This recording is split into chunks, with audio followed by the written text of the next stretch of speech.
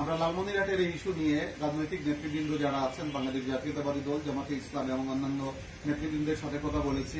জনাব আসাদুল হাবিব দুদু উনি তো অসাধারণ একজন সংগঠক, অসাধারণ মানুষ, এবং উনার যে সামাজিক প্রতিপত্তি এটা হচ্ছে অপূর্ব একটা সামাজিক প্রতিপত্তির অধিকার উনি রাখেন, এবং উনি এই ব্যাপারে খুবই কমিটেড যে আমাদের হিন্দু সম্প্রদায়ের ভাই যারা আছেন তারা প্রত্যেকটা সামাজিক এবং ধর্মীয় উৎসব তারা এমনভাবে উদযাপন করবেন যেন এই লালমনিরহাটের আকাশ এবং লালমনিরহাটের মাটি তাদের পক্ষে শতভাগ উজাড় করে নিরাপত্তা এবং ভালোবাসা হাত প্রসারিত করবে।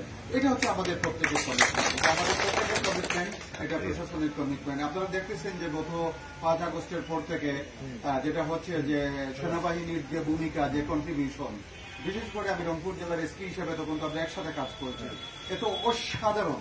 এত অসাধারণ একটা মেলবন্ধন আমরা বলবো যে সেনাবাহিনী, পুলিশ এবং প্রশাসনের অন্যান্য যে অংশ আছে, এত সমন্বিতভাবে আমরা বাংলাদেশের 56,000 বর্গ মাইলে সকল ধরনের রাজনৈতিক, ধর্মীয় যে কোনো ধরনের সংঘাত বা সংঘর্ষের বিষয়ে আমরা কাজ করে যাচ্ছি, এবং আলহামদুলিল্লাহ বাংলাদেশে কোনো ধরনের কোনো বিষয় ঘটে নাই। লালমনিরহাটে যেটা ঘটেছে এটা একটা বিচ্ছিন্ন ঘটনা।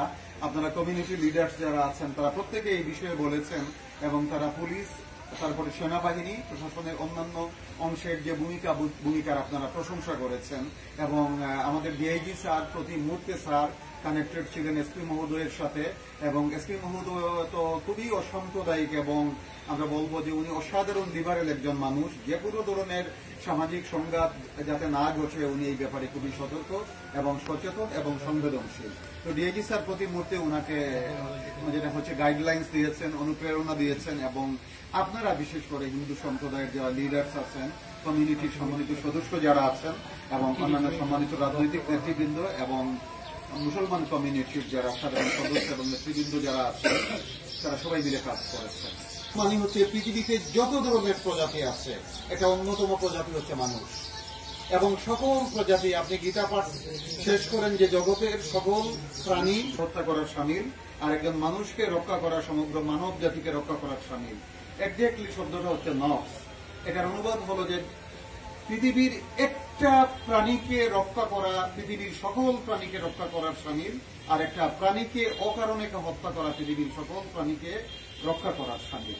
তাহলে এগুলো হচ্ছে যে ধর্ম যখন আমরা চর্চা করি, এটা হচ্ছে আমাদের মস্তিষ্কটাকে চর্চা করতে হয়, ধর্মটাকে চর্চা করতে হয় হৃদয় দিয়ে, মন দিয়ে। যদি ধর্ম চর্চা করতে হয় তাহলে ডেভিল ফোর্স আমাদেরকে ঘিরে ফেলে, মনের মধ্যে শয়তান বাস করে।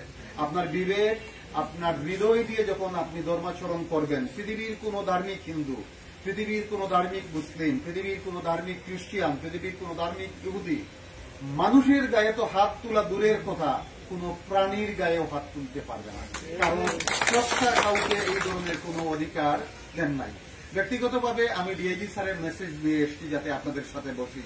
ডিআইজি স্যার আপনাদেরকে সালাম দিয়েছেন, নমস্কার দিয়েছেন, এবং স্যার আমাকে বলছেন আমি যেন আপনাদেরকে বলি যে আমাদের পুরো প্রতিষ্ঠান বাংলাদেশ পুলিশ, আমরা আপনাদের সাথে সর্বান্তকরণে আমাদের সহযোগিতা এবং সংহতি দিতে আমরা রাষ্ট্রের আইনগতভাবে বাধ্য, এবং আমরা আমাদের হৃদয় দিয়েও দেব। হৃদয়ের বিষয়টা